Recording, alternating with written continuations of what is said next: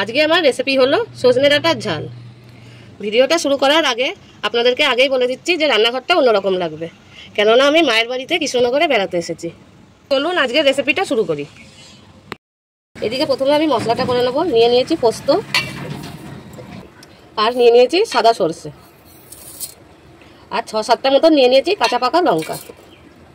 এবার অল্প জল দিয়ে দেবো, দিয়ে এটা মিক্সিতে বেটে নেবো। একটা কড়াই বসিয়ে নিয়েছি, কড়াইতে দিয়ে দেবো সরষের তেল। তেলে দিয়ে দেবো কালো জিরে ফোড়ন,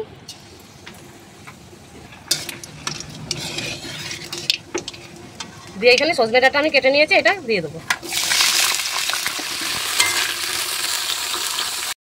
ডাঁটাগুলো ভেজে নিয়েছি অল্প। এবার দিয়ে দেবো স্বাদ মতন লবণ, আর দিয়ে দেবো হলুদ। ছেড়ে ছেড়ে নেবো। এবার দিয়ে দেবো বেটে রাখা মশলাটা, দিয়ে একটু ভেজে নেবো।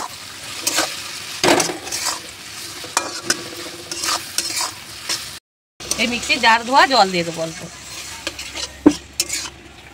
আরো অল্প দিয়ে দেবো জল।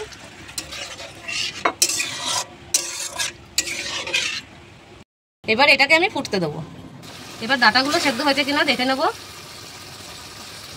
ডাঁটা সেদ্ধ হয়ে গেছে। এবার নামানোর আগে দিয়ে দেবো অল্প চিনি, দিয়ে একটু নেড়ে চেড়ে দেবো। আরও 2 থেকে 3 মিনিট মতন আমি এটাকে রান্না করে নেবো। এরকম করে যদি সজনে ডাঁটা বানিয়ে খান তাহলে আর অন্যরকম রান্না করে খেতে মন চাইবে না। রান্নাটা কমপ্লিট হয়ে গেছে। এবার গ্যাসটা অফ করে নামিয়ে নেব। প্লেটে নামিয়ে নিয়েছি। ভিডিওটা যদি ভালো লেগে থাকে তাহলে একটা লাইক করে দেবেন, আর বন্ধুদের সাথে শেয়ার করে দেবেন। আর ইউটিউব থেকে দেখে থাকলে চ্যানেলটা সাবস্ক্রাইব করে দেবেন, আর ফেসবুক থেকে দেখে থাকলে পেজটাকে ফলো করে নেবেন।